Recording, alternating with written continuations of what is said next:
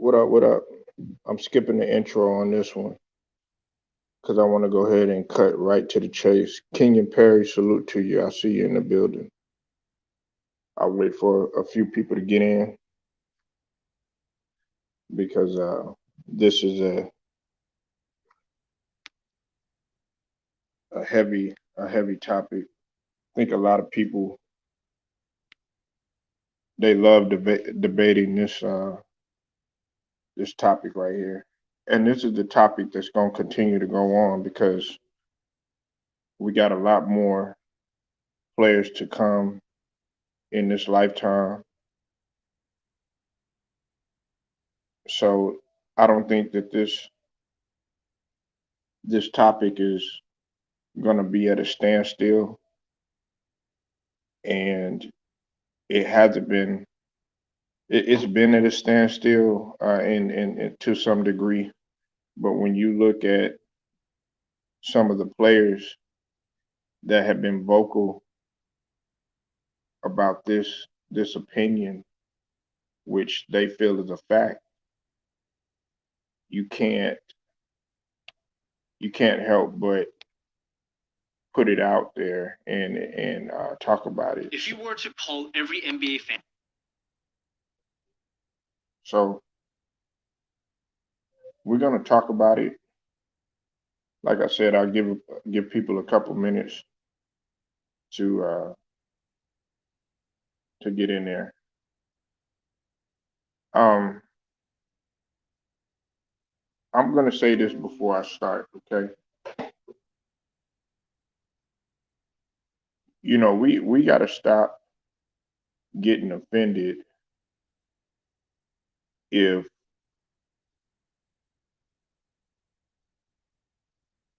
you say that such and such is not the greatest of all time, because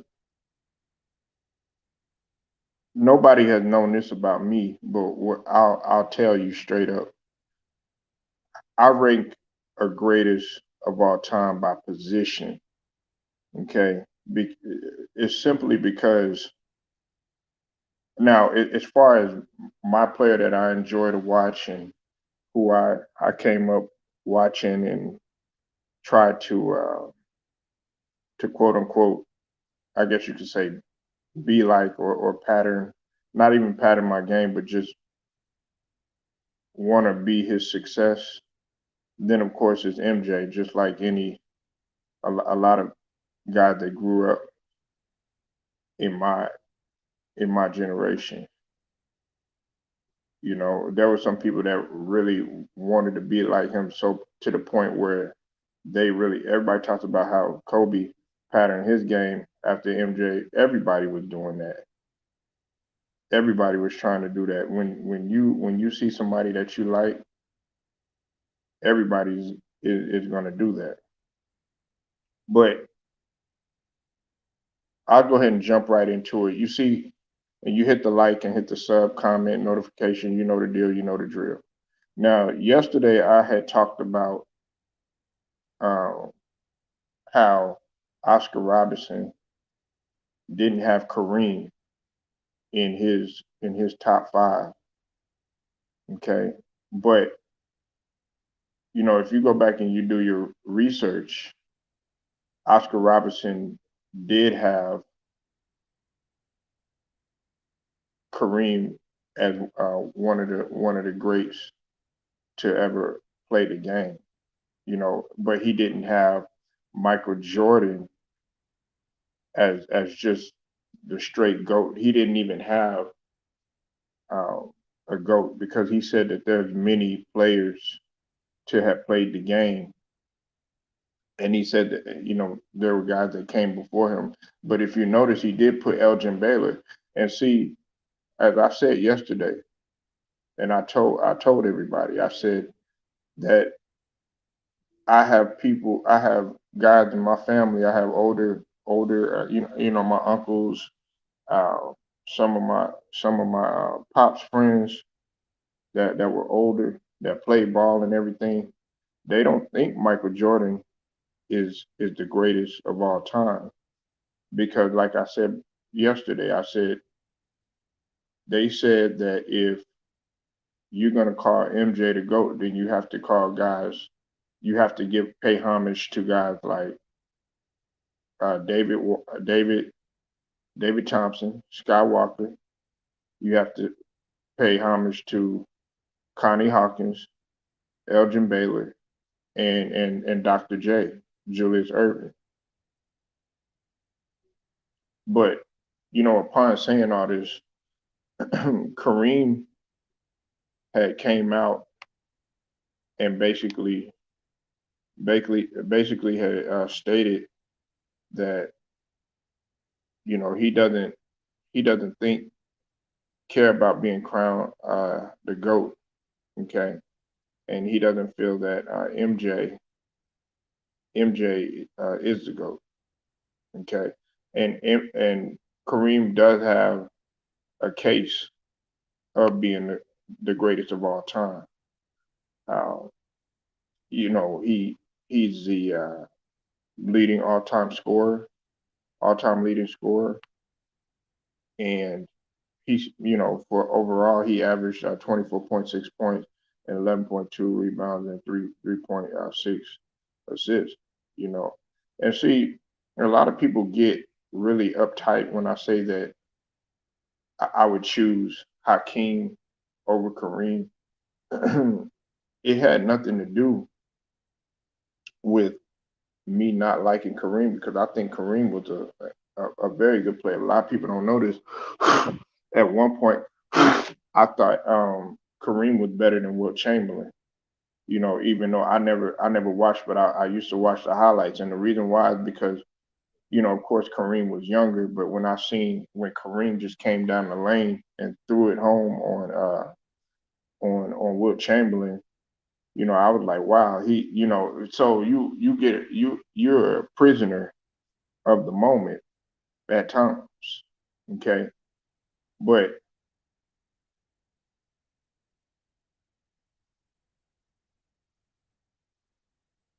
but you know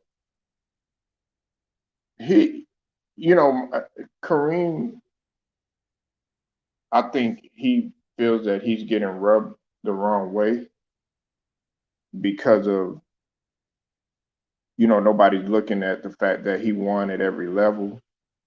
He won 3 titles when he was at UCLA. Uh, he was a 6-time NBA MVP and also a 6-time champion. You know, and they look at the finals appearances and the losses and everything, and I think that that's where people they separate. They part ways and they be like, well, we're going to take Jordan, because Michael Jordan is 6-0 in the finals.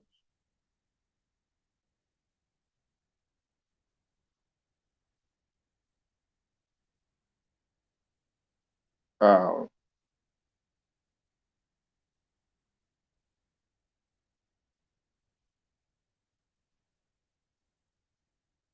you know, I don't.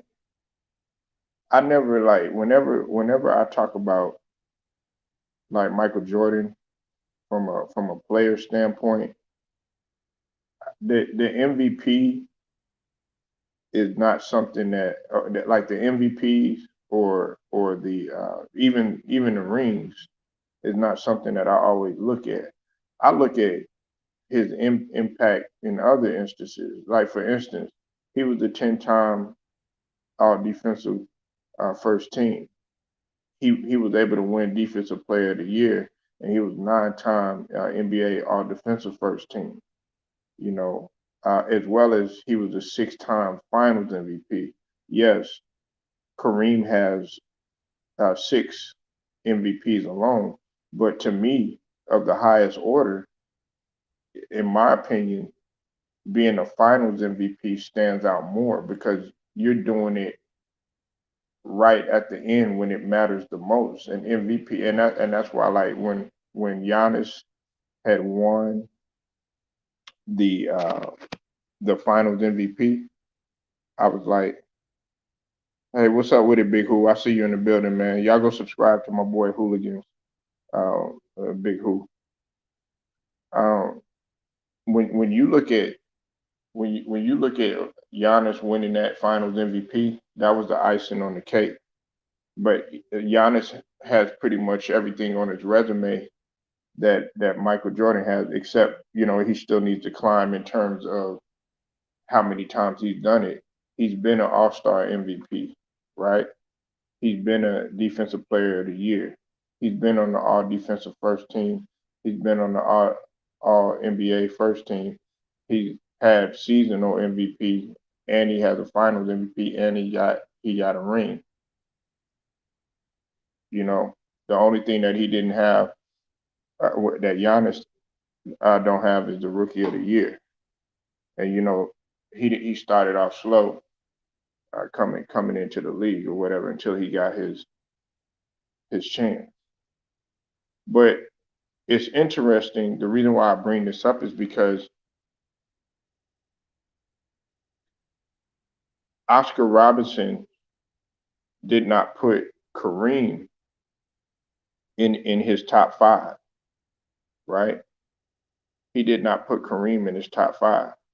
Uh, who he had yesterday is he had MJ and Elgin, he had Steph Curry, then um, he had Jerry West, and then he had Wilt, right? He put Wilt before he did Kareem. But the thing about it is, like I was telling you earlier, is that he he frowned on the fact that people put MJ before they put Kareem, and he also had Kareem as one of the greatest players ever to play or whatever, and he won a ring with Kareem. But Kareem, on the other hand, he said right off the bat that you can't mention you can't mention the GOAT conversation without putting Oscar Robertson in there. You understand what I'm saying? He put Oscar Robertson. He put Oscar Robertson before MJ. You know, and I think that that speaks volume. So it's kind of like he's paying homage to Oscar Robertson, and it's like they're both paying homage to each other.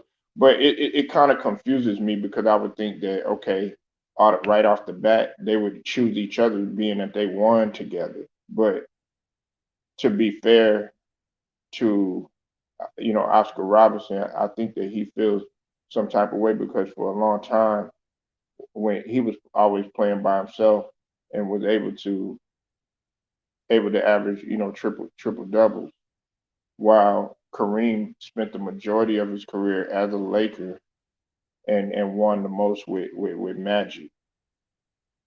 And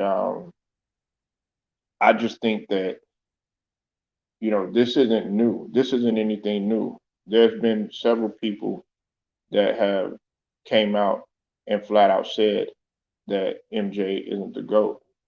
One of them, like I said, is Oscar Robinson. The other one is Karl Malone. Karl Malone. Another one is Bob Pettit. He came out and he said that he doesn't feel that Michael Jordan is the GOAT. He feels that Bill Russell is his GOAT. Dr. J, he believes that Kareem Abdul-Jabbar is his GOAT. And one time, he didn't have Kareem as the GOAT because this was before he actually had started playing or whatnot. Isaiah Thomas, of course, he believes that Kareem is the GOAT because he won at every level. And there's been other players like John Sally. He played with Michael Jordan. He played against Michael Jordan, and he said that MJ isn't his GOAT. you know.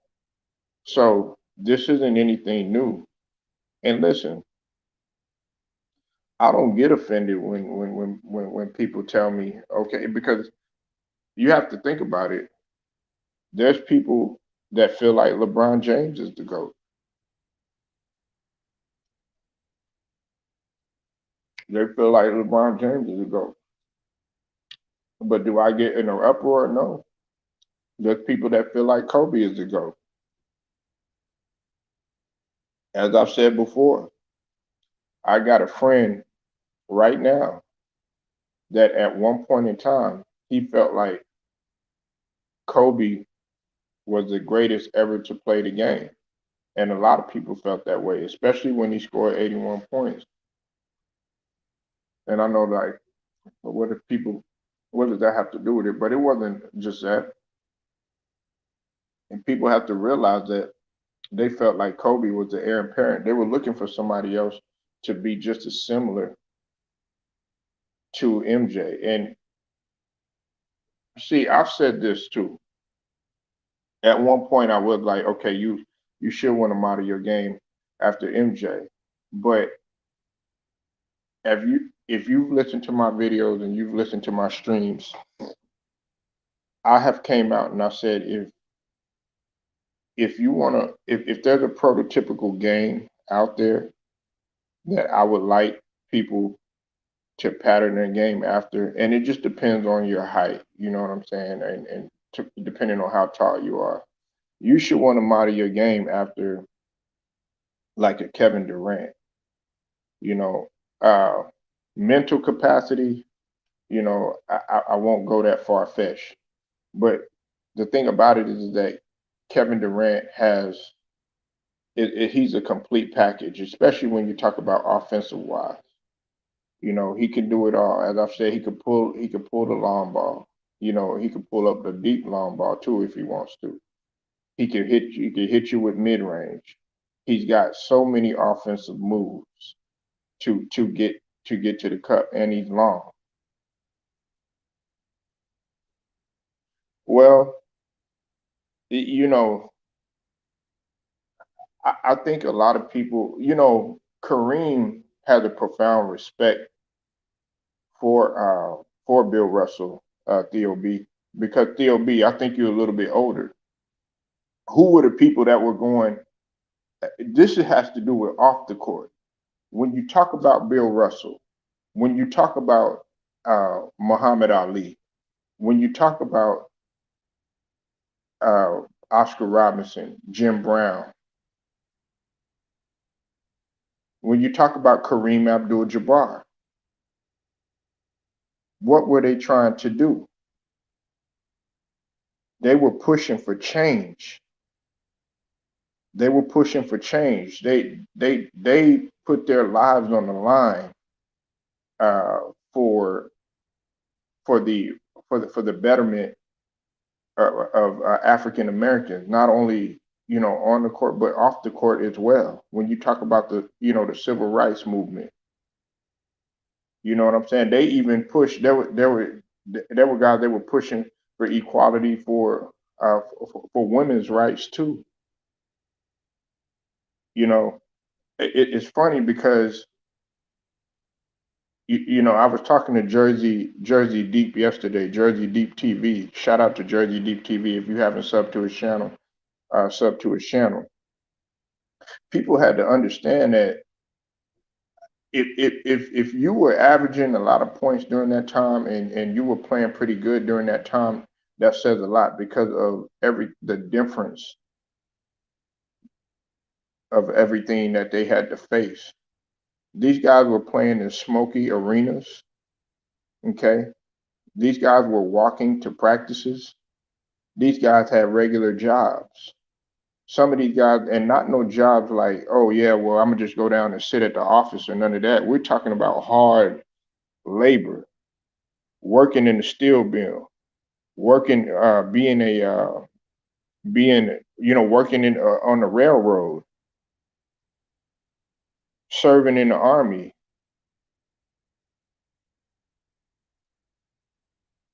A lot of players, they put their lives on the line to serve in the army.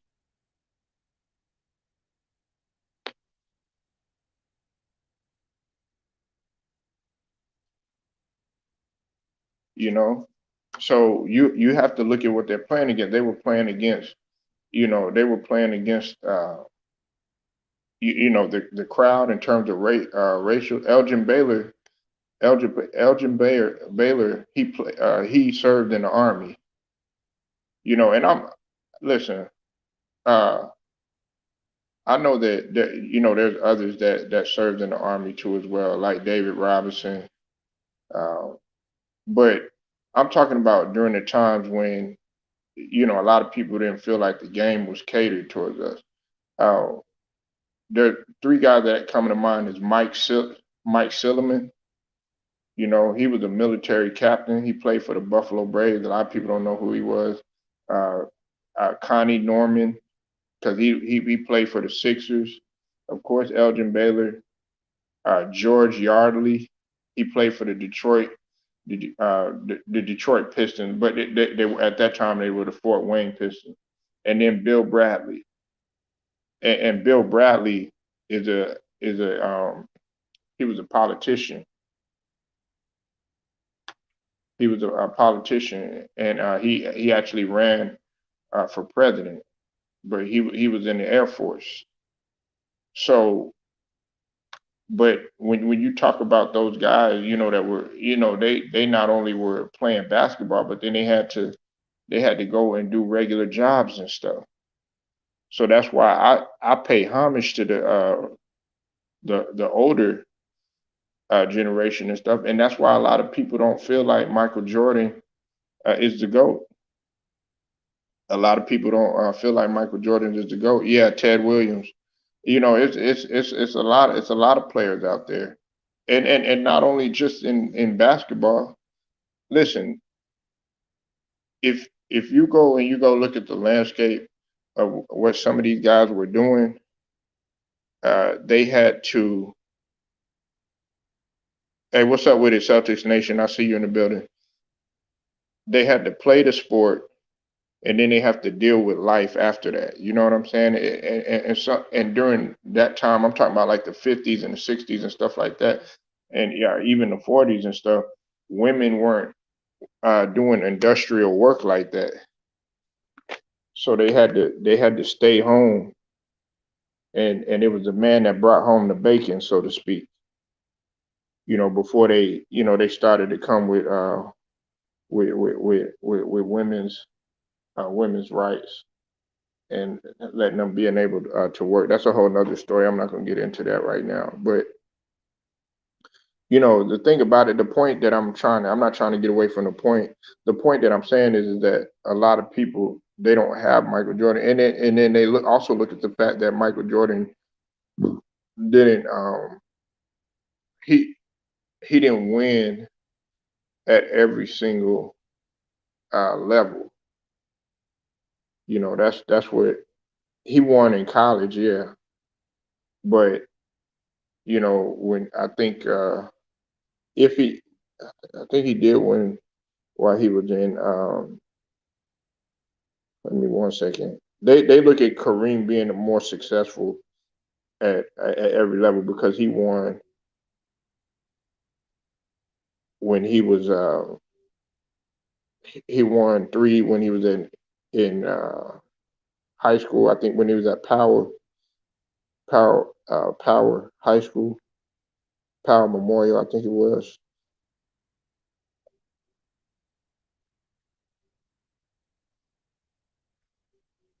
Hold on.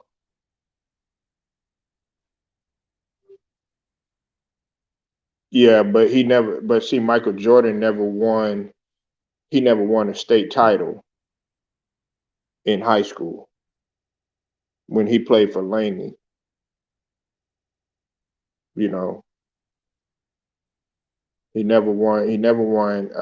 But he did it at the highest level, which was in.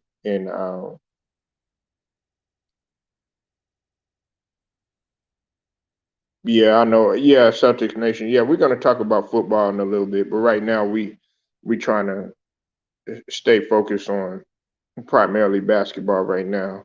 But yeah, we definitely gonna talk some football. But this is just what I feel. I feel that Kareem, you know he's got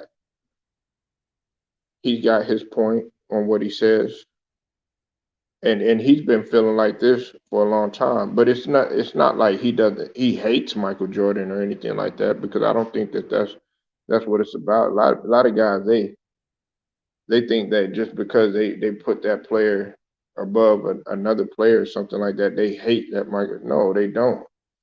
And see, this is another thing. Michael Jordan doesn't even want the GOAT crown.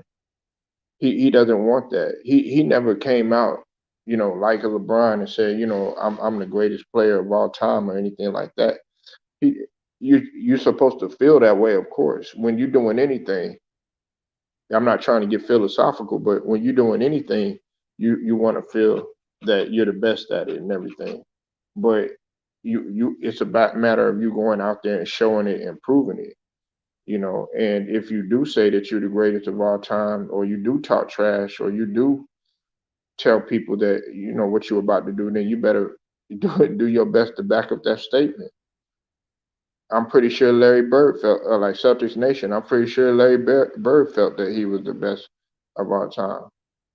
I'm pretty sure that Nate Tiny Archibald felt that he was the best of all time. I feel like a lot of the bench players, they feel like they're the best player of all time.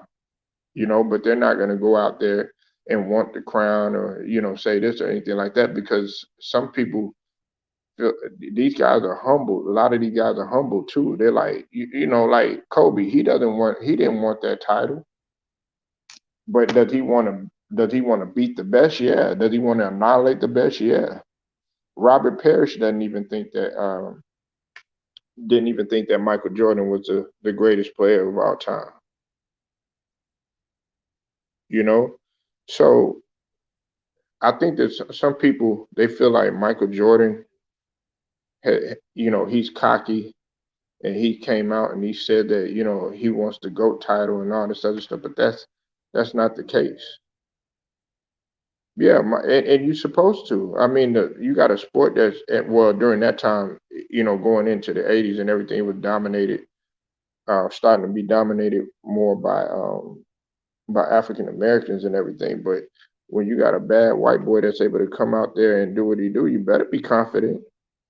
I know plenty of white guys, Hispanic guys, and everything.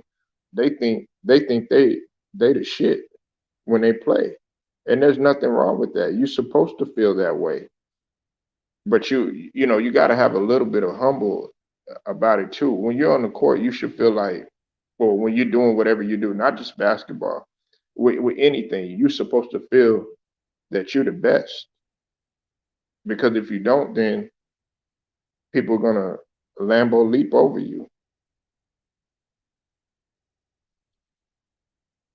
You know, I never I never got mad at what Kareem said. I never got mad at what Kareem said, for real, because you know people have to understand that a lot of people feel this way. A lot of people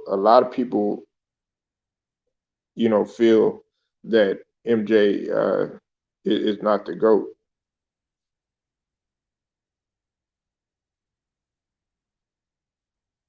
You know, everybody gets in an uproar about the GOAT. I don't never I never take this to, but if you sit there and you trash a player,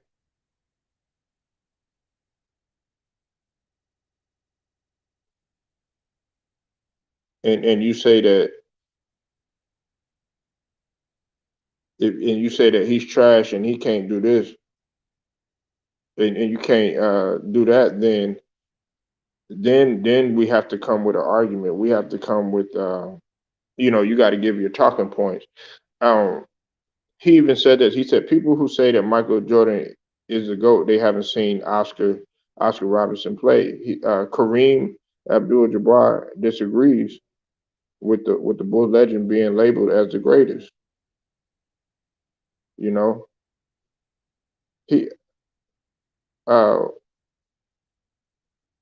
you know,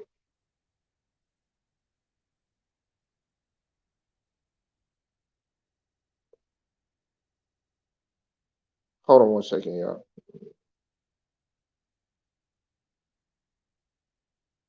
Now he said this. He said, "quote Those people probably didn't see Oscar Robertson play nor Jerry West play. Some of these guys, some of the guys that played when the games weren't televised, their names aren't there because people admire Michael Jordan's athletic ability, and for me, they just see someone's who's tall. I couldn't do what Michael Jordan did. Michael Jordan couldn't do what I did, and he has a great point with that. That's not a disrespectful statement. That's not a disrespectful statement. Dr. J. Marv Albert said kind of Prime was doing the same thing. Yeah, exactly. Uh, you said a lot of Jordan go talk is due to time in television, advertising, marketing, dream team. Older players didn't have that. Yeah, you got a good point, Theo. Salute to you, DJ. I see you in the building. Go check out DJ 23's page. Definitely has great music, putting on for Dallas and the state of Texas.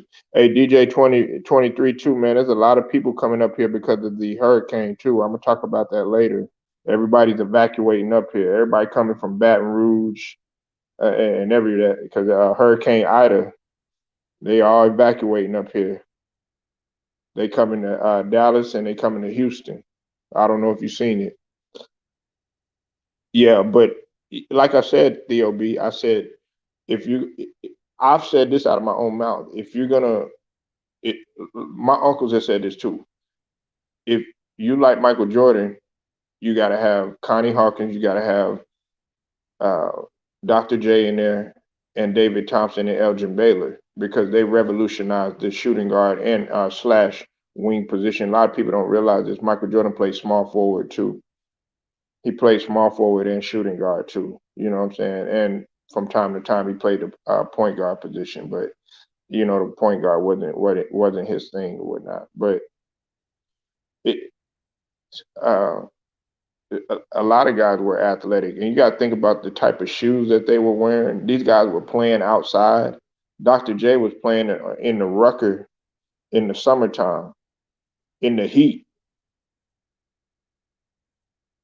So I never get emotional. Like, hey Theo B, you would probably, because I know you're a little bit older, man, but you would probably have a time with my uncles because they don't even. If you come up in there and you trying to debate on a level of talking about Michael Jordan this or LeBron this or something like that, man, they're gonna look at you like you crazy because you got kin folks that actually played against some of these people. You got people that have actually seen some of these guys outside and inside. You got to you got to really be on your toes when you're talking about something like that. 37. Oh, okay. Well, I mean, you're still old. You're still old. I'm 38. You still old. If you in comparison, if you walk in, if me and you walk in, and we walk in high school, we old. So, nah, but you only as old as you feel. I really don't give a damn. I don't care what age I am.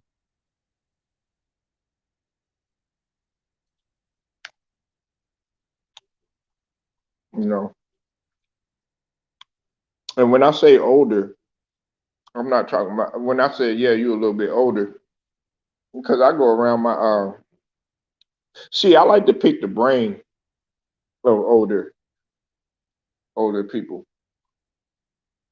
I don't talk down on them. You shouldn't talk down on your elder statesmen. You know what I'm saying? You should pay homage and try to learn from those individuals, especially when it comes to other sports. You know, I had an in-law. Um, he he drives trucks now, but he played briefly in the NBA. But he wasn't like this. He played in the NBA like in around like the in the like close to the 70s or like late 60s or whatnot. But he told me that he used to run 7 miles a day. He would run 7 miles a day. And guess what I started to do? I tried to run. I tried to run 7 miles a day. After about a month, I was like, "Whoa, I'm gonna drop it down to 5." And he's like, "Nah, you know, you gotta start off slow, doing it." But you know, I was trying to run, you know, run like 7 miles a day and everything like that. But if you look at Kobe's workout when he did the 666 666 workout, which was uh, a a workout where uh, he he designed it to work 6 months uh, for 6 days a week for 6 hours, and in that workout he was doing 5 to 7, I think it was 3 to 5 miles a day, and so I kind of dropped it down to maybe 5 miles a day or whatnot. What's up with it? Wait, I see you in the building. So you said KD is a GOAT. Yeah, hey, that's your opinion. You said I share your same thoughts about Isaiah. Was trying to explain that in another chat. Young heads don't get it. Yeah, you know, but see, people see Magic and they see the highlights and stuff like that. A lot of people don't realize that the NBA frowned upon Isaiah. They didn't even really want to market the Pistons like that, but the Pistons really started everything that you see in terms of the travel, in terms of uh, you know, marketing their brands, things of that. You know, they were the pillars in doing that for the NBA and stuff. They marched to the beat of their own drum, and a lot of people don't understand that Isaiah Thomas was a part of the NBA Players Association.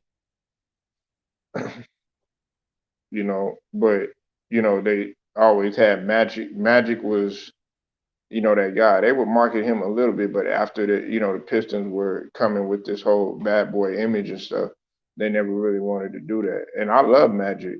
Do I think Magic is better in some areas? Yeah, he was better at running a break, and in terms of no look vision, I think him and LeBron, man, got it on everybody because a lot of people don't understand that LeBron has very great court vision. Yeah, exactly. He said that, but it wasn't to talk down on him. No way. What he was just expressing how he feels, you know. And he said that Oscar, you know, Oscar could do so many things. Look, I'm gonna close with this, okay? No, no, no, no, no, no, no, no. It wasn't Oscar that said that. It was Dr. J. It was Dr. J. Wait, what? I'm gonna say this though. My whole thing about playing basketball is that you wanna give an assist, you wanna give, you wanna be able to score, you wanna be able to rebound, you wanna be able to block shot, you wanna be able to do everything. That's what I was saying about Dwayne Wade. He was a Swiss Army knife, and he could do it all, and that's why I like other players like that. But like I said, man, Polo Sports Talking ENT, man. Like this video, share it, subscribe. Also, hit the notifications too, so that you're able to get each and every one of my videos. Until then, man, Polo Sports Talking ENT, I thank y'all for pulling up. Man, y'all have a good weekend.